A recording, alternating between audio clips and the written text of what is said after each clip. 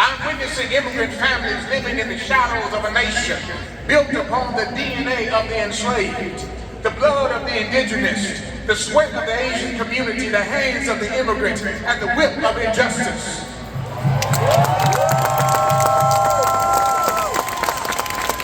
Yet, despite all of that, major cities are mounting the only line of defense.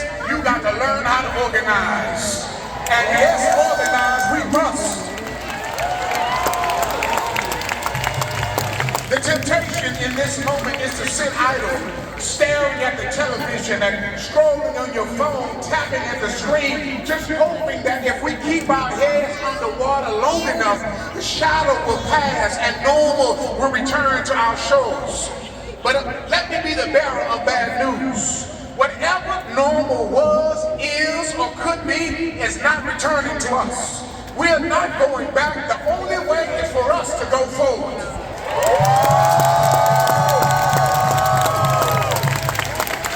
Because right now, we are living in the redefinition of our democracy. Right now, our legal systems are being retooled, reconfigured, and realigned to incentivize ultimate power. From the United States Supreme Court all the way down to individual classrooms, the war for civil rights is being waged all over again. So as we stand here on King Street, it reminds us that the Voting Rights Act, the seminal legislation that sought to protect my vote, the black vote, your vote, everybody's vote of the marginalized, is being sliced and diced from one justice to the next. And for what purpose? Yeah, you better boo about that. And for what purpose? If we think it is merely an attack on voting, you are missing the larger picture. This is about power. About consolidating it into the hands of a few who can control the outcome before it happens. So this is not new territory, Wisconsin. Dr. Martin Luther King Jr. in his letter from the Birmingham jail offered an intellectual blueprint for how institutions consolidate power while people wait. Too many people are waiting on God or waiting on Congress or waiting on some celebrity to make a difference. Writing by candlelight on scraps of paper, Dr. King, smoking from his cell, he said, for years now, I've heard the word wait. And it rings in the ear of every Negro with piercing familiarity, this idea that wait almost means never. And we must come to see that justice too long delayed is justice denied.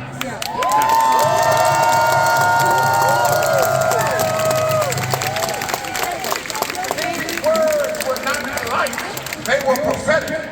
He told the nation there comes a time when the cup of endurance runs over and men and women can no longer be plunged into the abyss of despair. Beloved, that time is right now.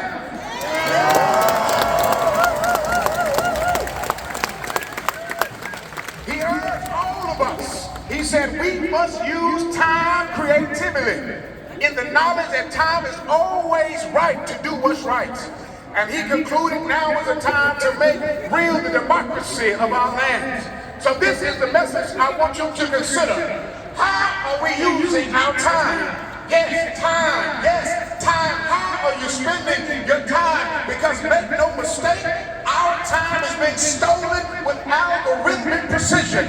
Time, your attention span, time, reading durability, time, the capacity to sit, think, refocus, and reimagine the world. Time is being stolen. The calmness that allows for creativity to find us. Time is being taken away. And after scrolling for 30 seconds, it teaches a generation that if you don't want to face hard things, just scroll to the next one.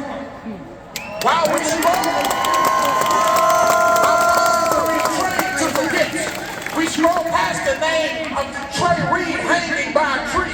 Then we scroll to CMOS for bloating bellies. We scroll from hate groups invading HBCU campuses to plastic surgery needs of the Kardashians, and we're looking, hello somebody, all right? And the feed keeps feeding us. It stars the very story that we need time to understand. A young generation keeps stop scrolling, and they're being fed to do things like steal cars and steal cars because time needs them to forget who they really are. When we lose control of time, we lose our destiny. And while we scroll, the system tightens. The black unemployment rate rises to the level that it was in 1968 as DEI programs are being gutted.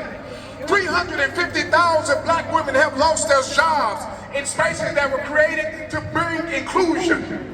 And why is this the moment? Because I gotta remind you right now, Wisconsin, now is that time. Because if now is not the time, I don't never know when time is. So I stand with here this afternoon in the spirit of the black prophetic tradition and declare, now is the time.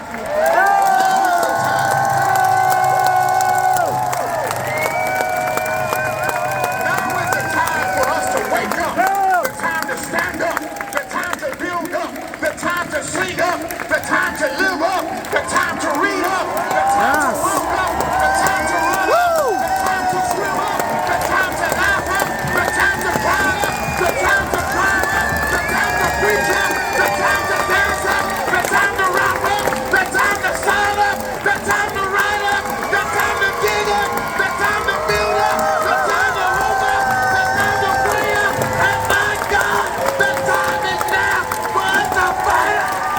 Yes. Yes.